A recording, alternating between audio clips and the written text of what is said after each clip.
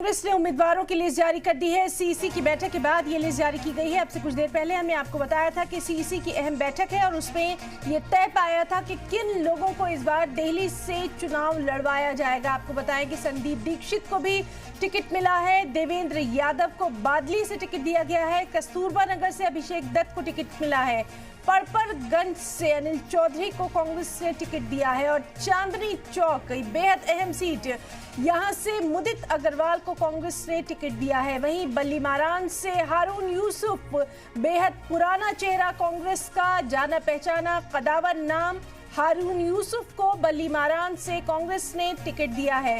वजीरपुर से रागनी नायक बेहद मुखर रही हैं, रागनी नायक, और अक्सर कांग्रेस का पक्ष रखती रही हैं, तो वजीरपुर से रागनी नायक को टिकट मिला है।